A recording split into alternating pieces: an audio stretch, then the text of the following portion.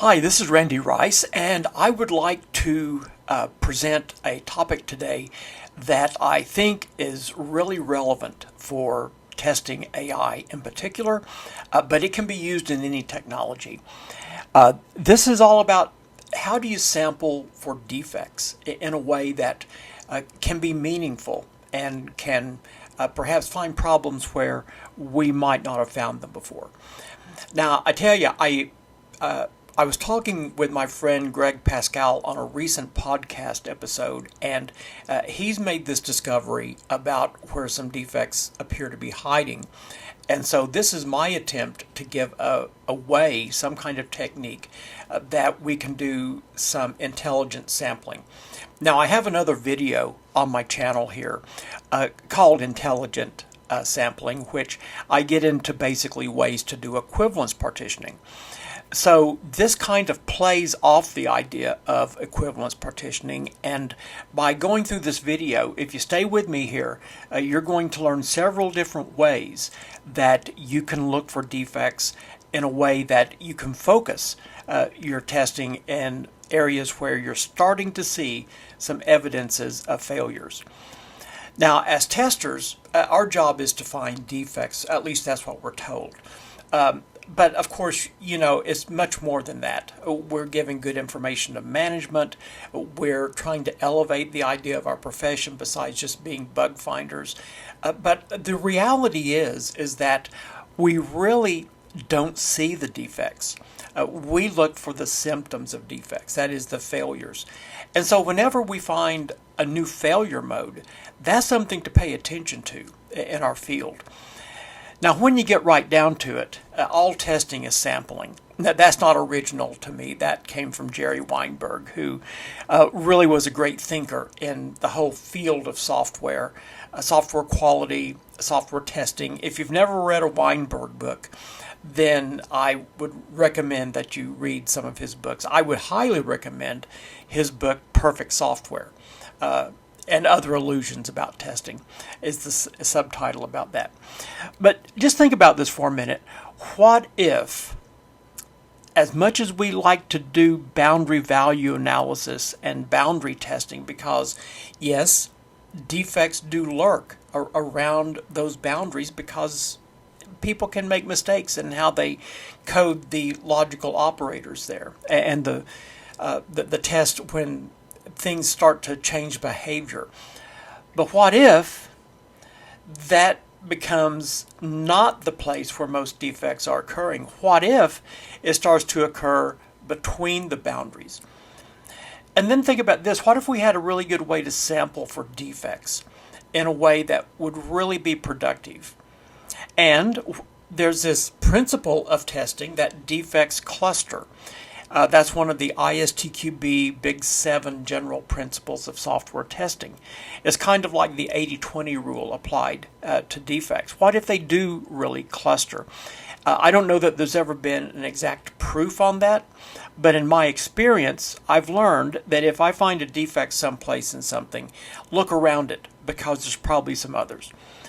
What if we could even start to predict where best to look for defects, and just overall, we looked for defects differently? Those are some of the ideas that I want to explore in this presentation. So my friend Greg, he has this observation here that what we're looking at is kind of a horseshoe pattern. And it all has to do with, in AI, it's all, trained on data. And it's the LLM that is driving everything in AI. And if you test around what you might consider to be a boundary as defined by, let's say, the most recent data that could be in the LLM, and maybe the oldest data, or going back to even some of the earliest data that could be seen in the LLM, you might not see any failures. The AI might give you the results that you would expect to see, even though it's non-deterministic, okay? Even though that you might get different answers from time to time, they're not wrong answers. Well, what Greg had noticed was he started to see failures kind of in the midpoint. Now, if you're familiar with equivalence partitioning, you know that it's kind of like the precursor to boundary value testing. In equivalence partitioning, you have areas that behave the same, and if you just pick one out of those areas, then the assumption is that you've tested them all. And it does seem like a weak form of testing, because traditionally where we find the most defect is where the behavior changes. So we have to think in kind of the opposite way now in this failure pattern. I'm not saying you don't test boundaries anymore, but I'm just saying that if you start to look kind of in this midpoint range, you may be surprised at what you find. Now, the bad news for testers is that we suffer from what you might think of as the needle in the haystack problem.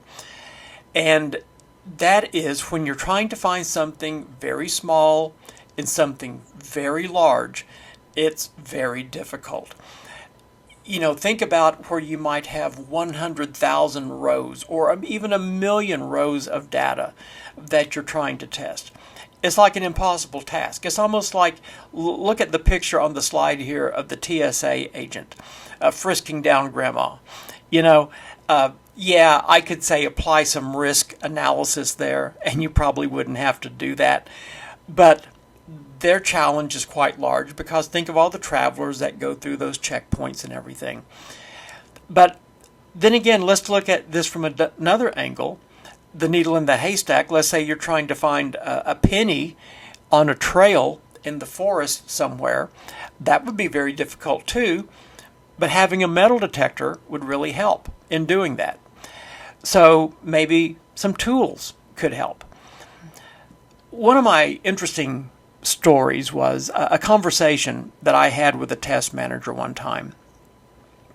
And she was really struggling with how best to find defects. They had just released a version of their software, and by the way, it was a medical device software a package that was released, and there was a defect that was found after release, and of course it just really concerned everybody, as you would expect, right?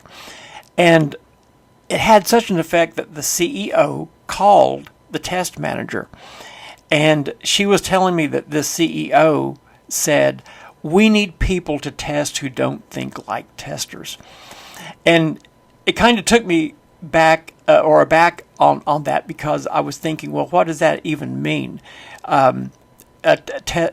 Testers who don't think like testers. And I think what he was trying to say there was, we need people who can think differently. We need people who can get off the script. We need people who can challenge the software and who don't just stick to a core set of techniques or things like that. And as much as I'm a good believer in test cases and test scripts, I know you may not be if you're watching this video, but I tend to find them helpful, especially in terms of repeatability. But I don't tell people either that they have to only test on the cases or the scripts, unless the success of completing the rest of the test hinges on that. But anyway, we do, I think, need to test differently. And the reason for this is sometimes when we think of ourselves as professional testers, we might miss some obvious things. Things that maybe the business people, our business stakeholders would look for, maybe in other contexts. It's like we have blinders on. And plus, it's really common for methods to get old and ineffective, maybe to even grow complacent, that, hey, we found all kinds of defects in the past. We'll always find defects, you know. So let's just keep doing the things the way we've always done them. And it's also a truth that people tend to stop learning sometimes, learning new techniques, experimenting with new methods and those kind of things. And overall, sometimes our perspectives just get too narrow. We only see things from like the test perspective. or the dev perspective. We don't see them from the user perspective or the new user perspective, that kind of thing. And we also have to look at our priorities. What are we focusing on? What are we testing first? What are we testing next? What may be left off the table in our testing? Well, I really kind of had a revelation on this. There was a show on the Discovery Channel, and I don't know, it might still be on there for all I know, but it was called Gold Rush Alaska. And it was about this group of people, group of guys, some of them were related, that they felt like they knew where there was some gold at up in Alaska, and they were going to go and mine for it. Only problem was that they had no experience in gold mining. They knew the basic technique that they were going to use, which was to dig dirt, run water over it, and then look for gold. And that proved to be very time-consuming and not very successful. So they kept bringing in bigger equipment, bigger bulldozers, bigger water sloughs, and all the things that they were using there. And it still didn't help much. One day they ran across this guy from, I think, Norway or something like that. And he had a totally different approach to finding gold. What he did was he would dig these holes with an auger and take a sample out of the ground. He might go, I don't know, 4, 5, 6 feet deep in the ground, pull that dirt out, put it in a bucket or a series of buckets, and then put that through the water, as opposed to trying to scrape all the dirt off 6 feet down, which would have been a huge task. And he kept a map, and he plotted exactly where he was finding gold in the samples, and his mantra there was no gold, no dig kind of thing. Now, gold mining is very expensive, even on a small scale. And just like testing can also be very expensive. And it's a little bit tricky because there are places that just look like there's going to be gold there, maybe a stream or something, but there's really no way to tell from the surface if there's really gold underground. The only way to know for sure is to do some sampling. Now, in testing, we can do something similar to this, kind of as a way to test our intuition and suspicions about where the defects might be. Test automation is one creative way that we can drill for defects. As one of the guys said on the TV show, there's no sign up there anywhere that says, dig here for gold. So what you find is just this massive area of land, and you kind of have to use your own techniques to know where golds are. There's nothing that says, dig here. Now, when we think about defects, this is really what we're trying to get after, okay? We're trying to find that, but as I said earlier, what you're really seeing above the surface are the failures as a tester. We see these things through like functional testing, black box testing, that kind of thing. But the defects are below the surface. Imagine that horizontal bar there being the graphical user interface or something. The defects could be in the data, they could be in the interfaces, they could be in the code. We don't know until we see a failure that would be an indicator of perhaps there being a defect below the surface. Now, these are what we would typically see through some kind of structural test or maybe even static analysis. And the exception to the rule here that I'm talking about is, let's say that we do a code review and we see the code laid out in front of us, and we might see several defects all in one sitting. And that is one of the reasons why static testing is so valuable, is that you don't have to go through failure discovery to find the defects there. Now, in AI, the example that I was giving earlier, we don't have the benefit of doing that kind of analysis on all the data. There's just simply too much of it. You could do it through AI-generated code, perhaps, but the point being is that the defects can lurk in a lot of places that we don't immediately see. So the problem is, from the external viewpoint, we have too much to cover, too little time. We sometimes really don't understand what the expected behavior is going to be. And the automation we do use is primarily used for confirmatory testing. It's typically not designed to discover new defects. Now, internally, there's this lack of technical knowledge that we may have as testers. There's also somewhat of a lack of motivation from developers to do deep testing on their own code. Plus, there can be lots of code, lots of data, lots of things to go through with many interactions, many times lots of complexity. Even though there are some very helpful static test tools, and even though AI can even help to sort through some of the structural stuff in the code, we still have plenty of challenges here. Now, once again, going back to this idea of above the surface and below the surface. Now, above the surface, we use a lot of guesswork. And let's say that we're taking samples. Let's say that we're applying that same idea where we're going to be drilling here for defects. So let's say in sample 1, we don't find anything. Sample 2, that one exhibits a failure, and there's a defect that is related to that. Sample 3 is fine, no failure there. Sample 4 is fine. Sample 5, we see a failure there and an underlying defect. Sample 6 is fine. Now, what does that tell us? Well, if we go with the principle of defects clustering, the idea is when we find a defect, there may be others nearby. So let's say that we take these samples and we start to put them close together in terms of feature sets. Okay, so we may do sample 2, which has a defect associated with it, and a failure. Sample 8 may have a failure and a defect. Sample 5 and sample 10 may both have failures with them as well. Now, if you'll notice here on sample 9, we show a failure, but no defect. And that could very well be. It happens all the time. It's a false positive kind of test. Maybe we were running the test incorrectly or something. So it's very interesting to know that your failures may or may not be indicative of a true defect.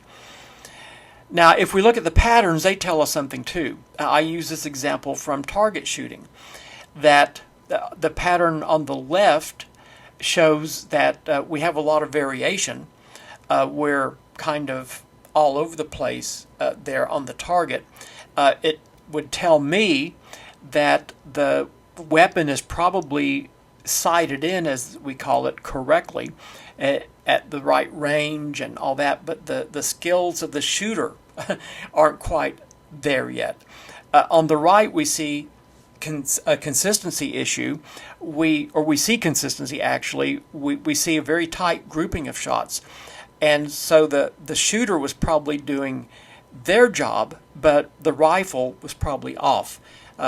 Because the way the pattern is, it's off the bullseye. So that's a very clear indicator that the gun sights would need to be adjusted in that case.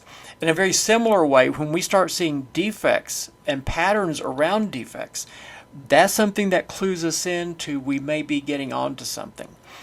So once again, in the left, your sights are probably okay. You need to work on accuracy. On the right, the sights are off, but at least you're consistent in your aim. Now, there could be some other variables at play here, things like wind and distance and those kind of things too that we need to take into account. So the key here is to look for patterns, things that are in common, maybe concentrations of things, contrast types, trends, those kind of things. In this correlation chart, known as Pearson's correlation, we're looking at wife's age correlated with the husband's age. And you'll see that there's a fairly tight correlation here. You don't see very many really wide gaps. Probably one of the biggest ones you see. There's a wife that's 65 and a husband that's 55. You do see some outliers in here.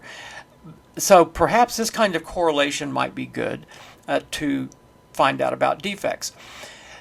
Now, this is an old diagram, but I'm using this for a particular reason. Okay, it's not just because I got lazy and didn't want to change the slide here.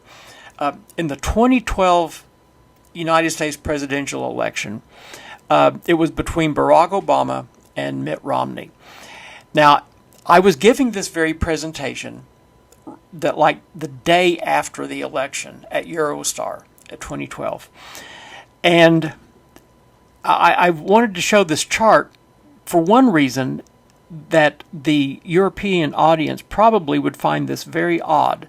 And if you're watching this from outside the US, you might find this to be odd. The red areas here represent counties in the United States that voted for the Republican candidate, Mitt Romney.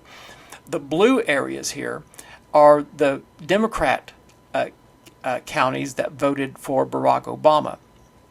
Now, if you were just to look at this map the way it's shown here, and just look at red versus blue, it would appear that the Republican candidate, Mitt Romney, would have won the election, right? Well, the thing that is misleading about it is that if you look at what's going on in these counties, like right down here in the middle of Texas, right in there, that's Austin, okay? If you look along the coast of California, there's a lot of people living there. If you look up here in the Northeast, New York, all in here, especially in the New England area, lots of people in this area. Miami, same thing, lots of people. So the blue counties here, that they actually garnered more votes because they had more people, and that really was what flipped in what we call in the U.S. the electoral count. It's not how many popular votes you get. It is possible to get more votes in the election and lose the election. The thing that determines who wins or loses the election are the electoral college votes that come in. The point of this picture is that sometimes in software we see the very same thing happen. We see things that look mostly green in our, let's say, when our test tools run. Well, where's the things that are failing? The things that would show in red in our test tools. Those are the areas where defects may be concentrated more heavily. So that leads us back to this idea of sampling. How can we sample? There are various ways that we can approach it. We can look at classes or partitions. We're going to look at that. There's also the risk-based view, relationships. There's the statistics-based view, and we can do random sampling. So I'm going to run through these real quickly here with you. So let's say that we do something like equivalence partitioning or equivalence classes, whichever way you want to call that. And the black dots indicate tests that we've performed that did not find a defect. In other words, they passed. The red dots indicate places where maybe we tested but we found defects. Now, this is not pure equivalence partitioning necessarily, because we're doing multiple tests per partition. And in EP, as it's known, the idea is to get full coverage, all you need is one per partition. But based on what we're seeing in sample 1, let's say in sample 2, we start to test around where we are finding the defects. So now we're testing heavier up here. We test a little bit more on the output, some more input values down there, more states of behavior down here, transient data values down here. These are all classified by the various types of defects or types of input, output, that kind of thing that we might see. And so we're using what we're seeing in our equivalence partitioning to help shape where the concentrations of test might need to be to find more defects. Now, if we look at the risk-based approach, up here in the upper right, here's our very high region of the risk chart. High is in the middle, moderate's just below it, and low down at the bottom. So let's say that the red dots once again indicate a test or features maybe that we've tested that yield a defect. And so we have them kind of scattered through here. So in a risk-based approach, you would want to test around where you're finding defects more heavily. And so we have it here a lot in the very high region. That would make sense anyway because it's risk-based. And you'll notice in this whole chart that we're testing a lot more in the high and very high than we test in the moderate to low.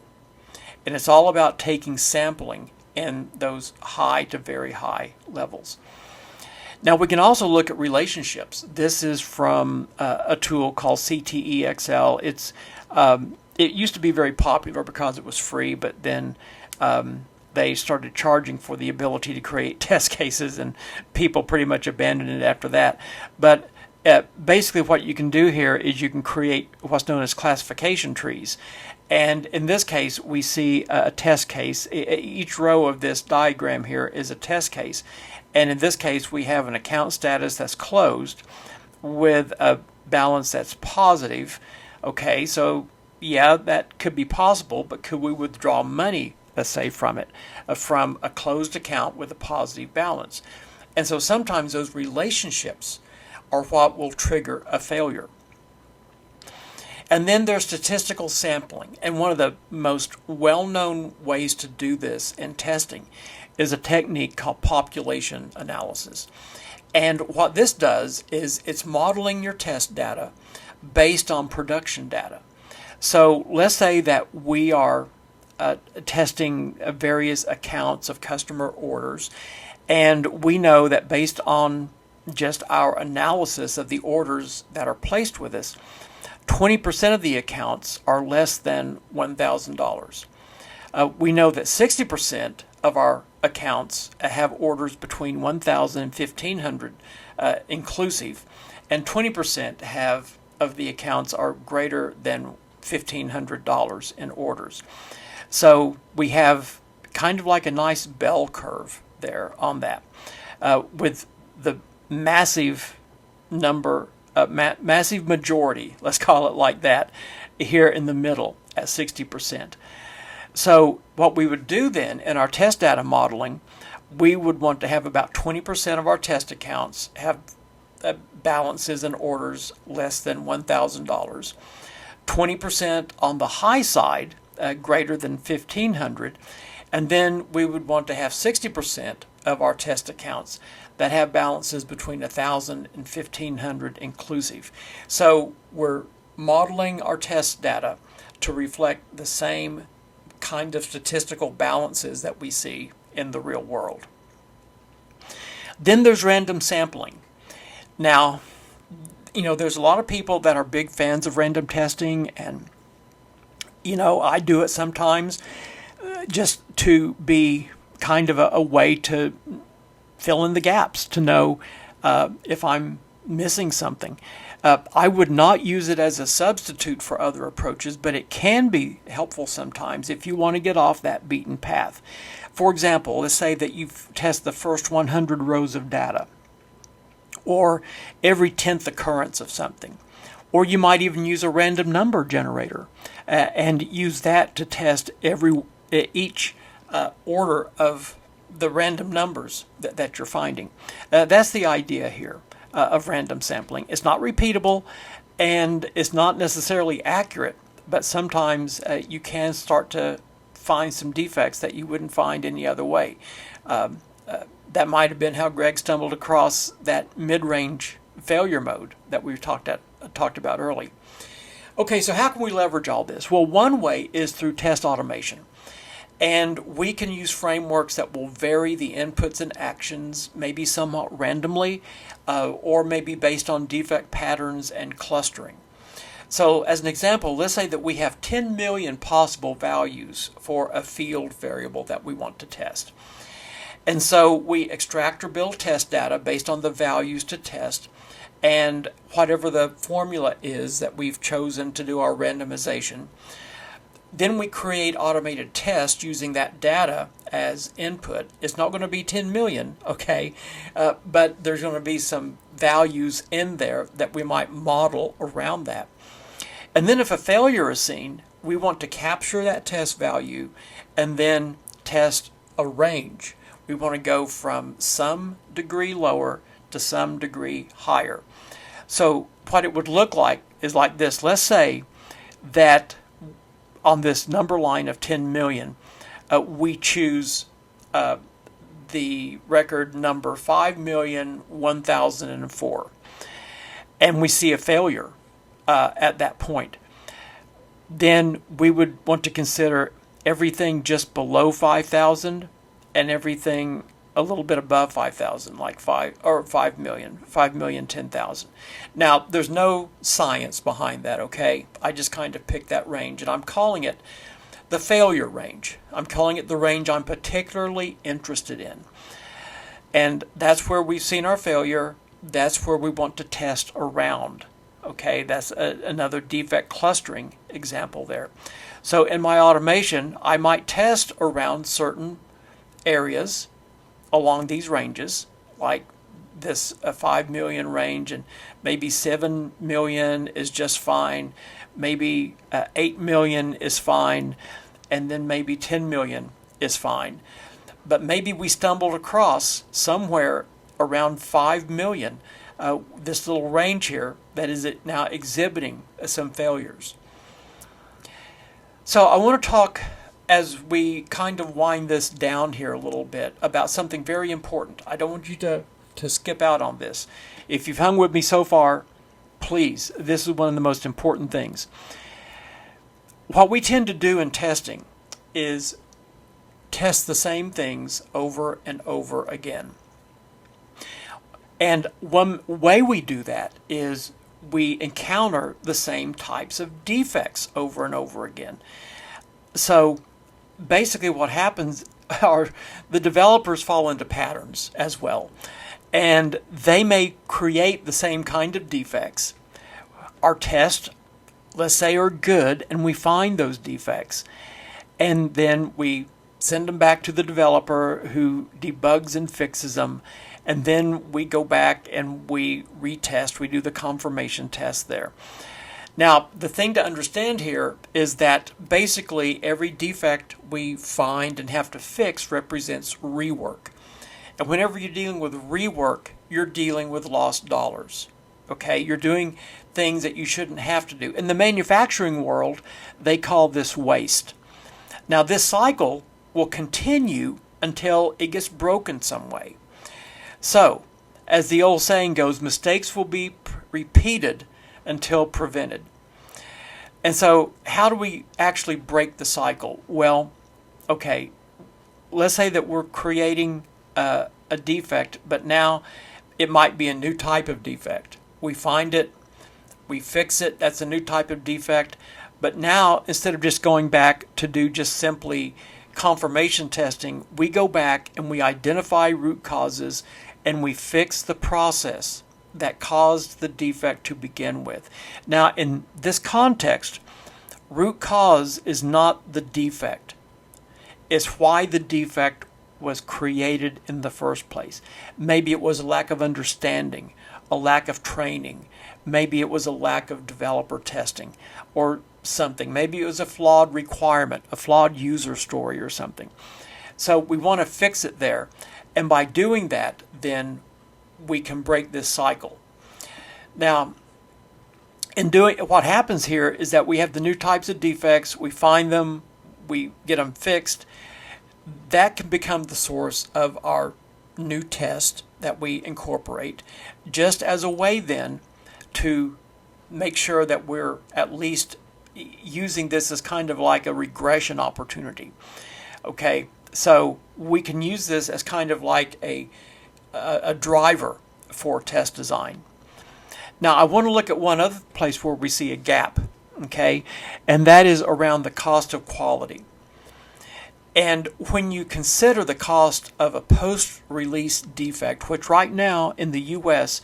is a little over $16,000 per defect, that there is a tremendous amount of value that is gained in preventing those kind of defects. It's like finding money. It's like finding gold.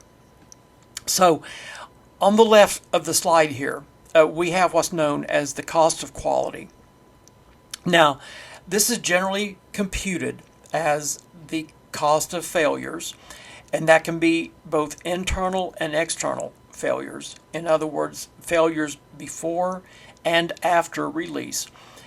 We can factor in the amount of money that we spend on reviewing and testing, as well as the amount of money we spend on preventing defects. Then you have the cost to build down here. This is for development and delivery. So this looks like about a 50% cost of quality in this case. What would it look like if we were able to increase our prevention cost a little bit? We were able to maybe to reduce our test cost a little bit because maybe we optimized our testing. Instead of testing 10,000 test cases, we're testing maybe 5,000 that really mattered and really counted and had value. And maybe the failure cost reduced a little bit too. That all opened up a gap here. This is found value. This is profit. We didn't change the cost of building or delivery at all. All we did was we focused more on prevention. We economized our testing, and hopefully that had a synergistic effect to reduce our failure cost. So this is a great way to show the value of testing in your organization. So to close this out, failures are just the symptoms of defects. We want to say we're finding defects, but more often than not, we're finding failures. And remember that not every defect manifests in a failure. This is kind of the silent confidence problem, that you think everything's fine, but there's actually a defect in there. But you're not finding it because you're not looking for it, because the test technique you're using isn't geared toward that. And I hope this talk has kind of caused you to think about looking for defects in a different way, looking for where they cluster. Now, once again, not all failures are going to be defects. They can be due to any number of things. Incorrect test, looking in the wrong places, those kind of things, maybe testing the wrong versions. And before spending a lot of time, valuable time, designing and performing what I might consider to be non-productive tests, this idea of intelligent test sampling is a really good way to focus your efforts in testing. As the old man said, no drill, no dig. So that's a good mantra for us to have too. I thank you for watching this video. I hope it's been helpful to you. If you want to contact me, you can leave a comment in the video section. You can also reach me through my websites, riceconsulting.com and mysoftwaretesting.com. You can also email me at rrice@riceconsulting.com, and I'll be happy to answer any questions that I can for you. Well, thanks a lot for watching this video. If you found it helpful, subscribe, like, share. That would be one of the best things you can do to help not only me, but others who might find this information helpful. Well, thanks a lot and have a great day.